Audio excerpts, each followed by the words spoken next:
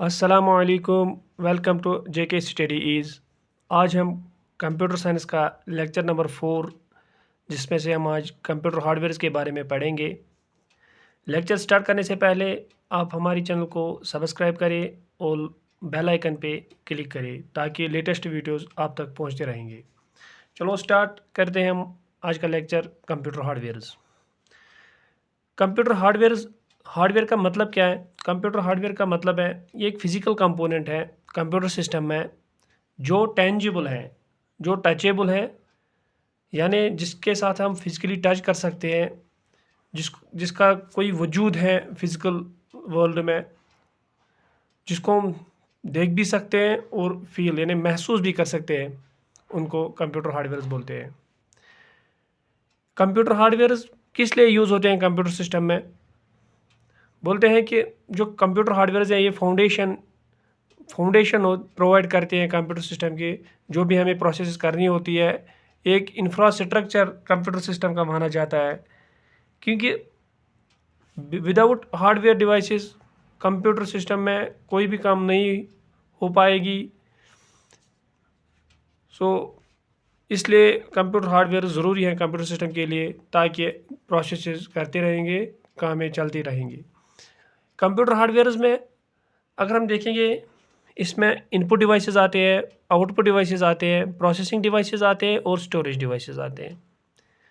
हम एक एक करके इनको एक्सप्लेन करेंगे। इनपुट डिवाइसेस होते क्या हैं और कौन कौन से इनपुट डिवाइसेस में आते हैं, कौन कौन से आउटपुट डिवाइस में आते हैं, कौन कौन से प्रोसेसिंग डिवाइस में आते हैं और कौन कौन से स्टोरेज डिवाइस में आते हैं। चलिए हम स्टार्ट करते हैं अब इनपुट डिवाइसेस। इनपुट डिवाइसेस वो डिवाइसेस होते हैं जो यूज़र को अलो करते हैं ताकि हम जो डेटा हमें देना होगा या कमांड्स देने होंगे या कोई भी सिग्नल, जो भी इंस्ट्रक्शंस हमें देनी होंगी कंप्यूटर सिस्टम को, वो हमें इन्हीं इनपुट डिवाइसेस के थ्रू देना है कंप्यूटर सिस्टम को। कंप्यूटर इनपुट डिवाइसेस में क्या क्या आते हैं, कौन कौन सा डिवाइस आता है जो कंप्यूटर सिस्टम में यूज़ होता है? पहले आता है कीबोर्ड। कीबोर्ड को दूसरा हम डेटा इंसर्शन डिवाइस भी बोलते हैं। जो भी हमें डेटा देना होगा, जो भी हमें डेटा कंप्यूटर सिस्टम को देना होगा, हम वो कीबोर्ड के थ्रू देते हैं। इस कीबोर्ड में कीज़ होते हैं, डिफरेंट टाइप के कीज़ होते हैं। टेक्सटिंग इसमें अगर हम देखेंगे, इसमें नंबर कीज़ भी होते हैं, अल्फ़ा कीज़ भी होते हैं और स्पेशल कैरेक्टर कीज़ भी होते हैं, फंक्शन कीज़ भी होते हैं। वो हम आगे आगे पढ़ेंगे इन डिटेल में। जब हम कीबोर्ड को इन डिटेल में स्टडी करेंगे, उसमें हम हर किसी की अपनी अपनी फंक्शंस और हर किसी की अपनी अपनी जो भी स्पेशलिटीज़ हैं वो हम आगे डिस्कस करेंगे।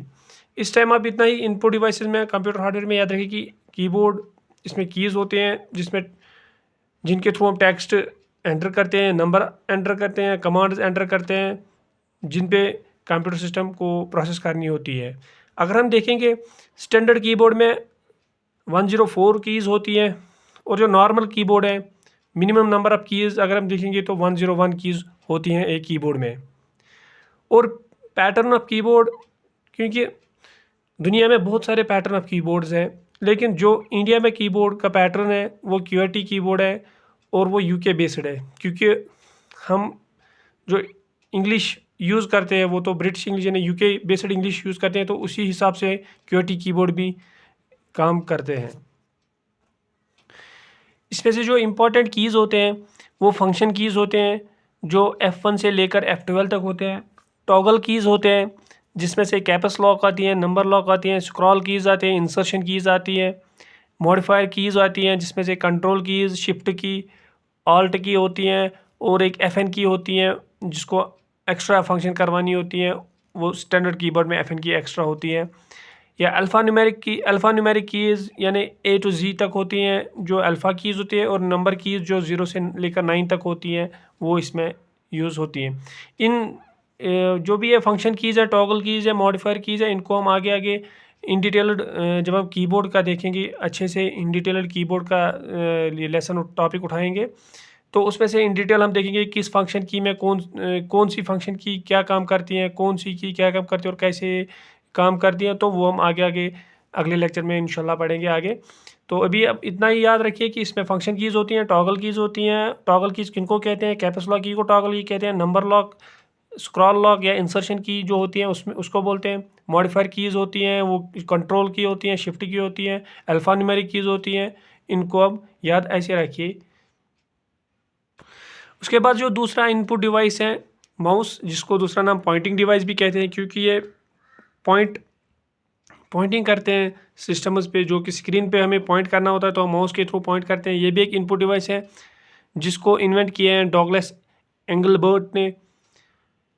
इसके थ्रू ये इंटरेक्ट करता है ऑन स्क्रीन ऑब्जेक्ट्स बाय, जब हम मूव करते हैं कर्सर या क्लिक करते हैं उसके थ्रू। अगर हम इसके टाइप्स देखेंगे ऑन बेसिस ऑफ कीज़, तो on the basis off button, sorry, mouse के 3 टाइप्स ऑफ होते हैं।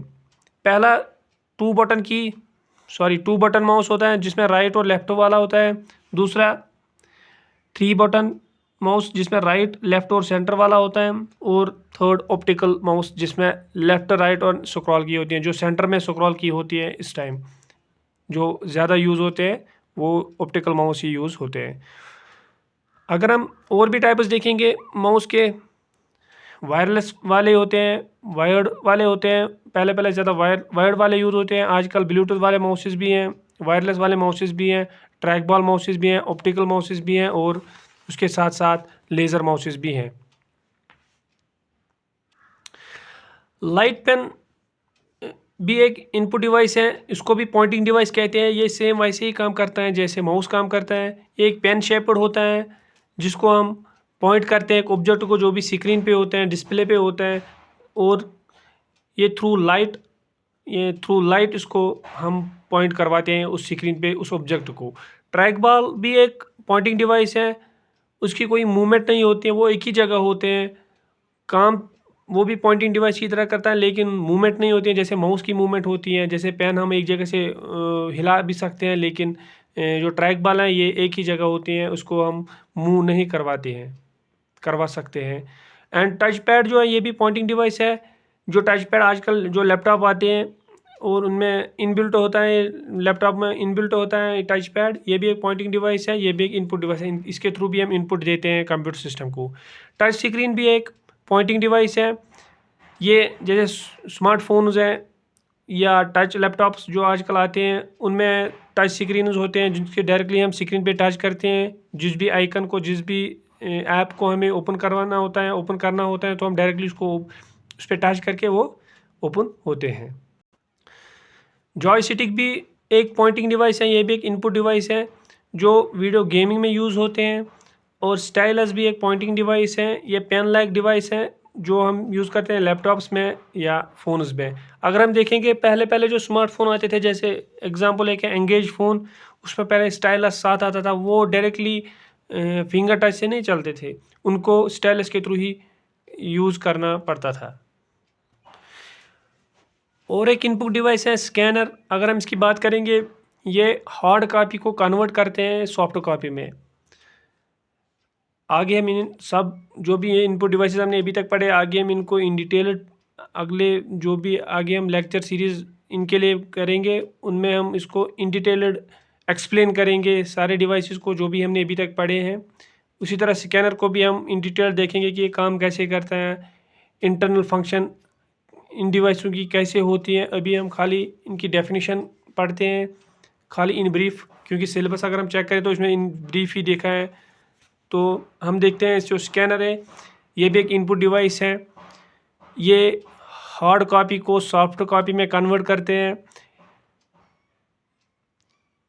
अगर हम दूसरे अल्फाज में बोलेंगे कि ये नॉर्मल इमेज को डिजिटल या इलेक्ट्रॉनिक फॉर्म में भी कन्वर्ट करते हैं। इनका फाइल एक्सटेंशन होता है .jpg, .png, .gif, ये इमेजेस के लिए होते हैं। और फाइल एक्सटेंशन ऑफ डॉक्यूमेंट्स के लिए .doc, वर्ड फाइल के लिए होते हैं, .pdf फाइल के होता है, और .exe जो एक्सेल फाइल होती है उसके लिए ये फाइल एक्सटेंशन होते हैं इनका।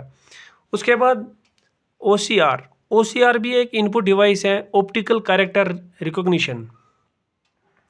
ऑप्टिकल कैरेक्टर रिकॉग्निशन जो है ये कन्वर्ट करता है डॉक्यूमेंट्स को, या PDF हो या इमेज हो, इनको एडिटेबल फॉर्म है, जिनको हम एडिट फिर कर सकते हैं जो भी, चाहे इमेज हो जिसमें टेक्स्ट हो, चाहे पीडीएफ फाइल हो, क्योंकि हमें पता है हम डायरेक्टली पीडीएफ फाइल को लिख नहीं सकते जब तक कि उसको कन्वर्ट नहीं करेंगे वर्ड फाइल में या किसी और एक्सटेंशन में, ताकि जिसपे एडिट हो सके।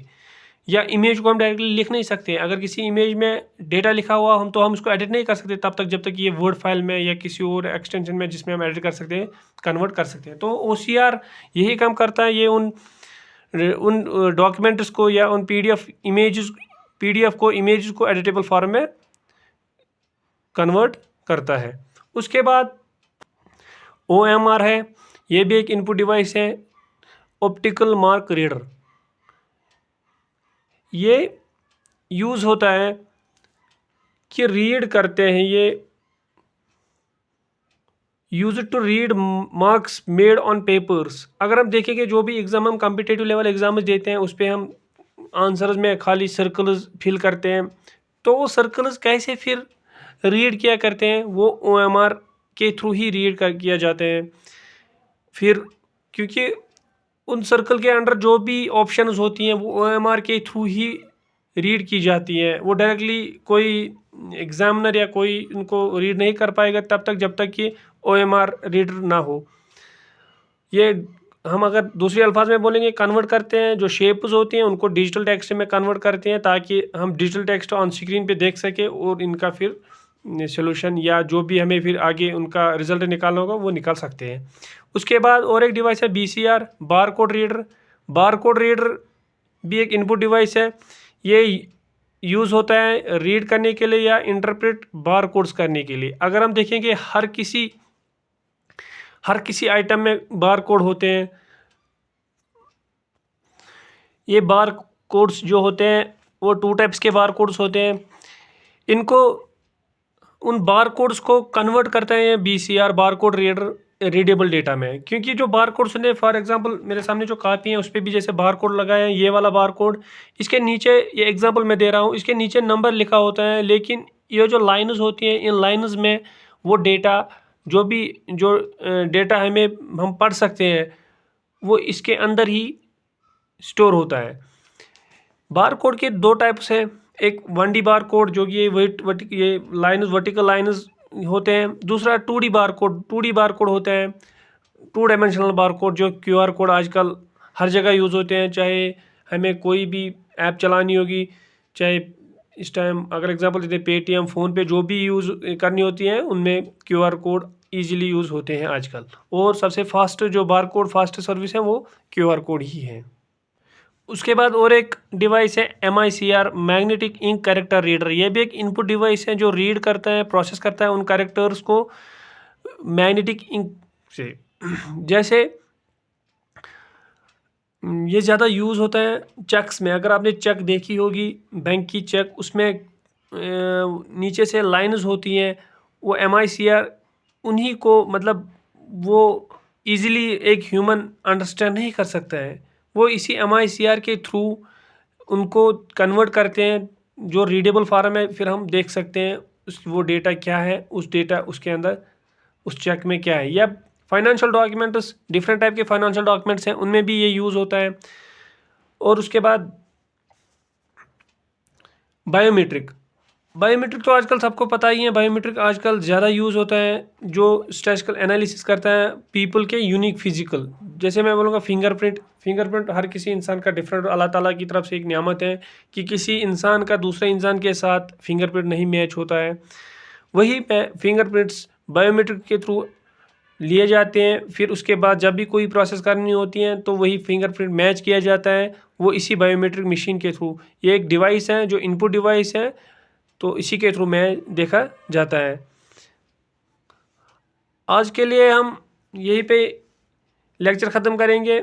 आज हमने पढ़े हैं इनपुट डिवाइसेस खाली, कल हम हार्डवेयर के आउटपुट डिवाइसेस और स्टोरेज डिवाइसेस हैं, प्रोसेसिंग डिवाइसेस हैं, उनको भी कल हम स्टडी करेंगे। तो आज के लिए इतना, थैंक यू।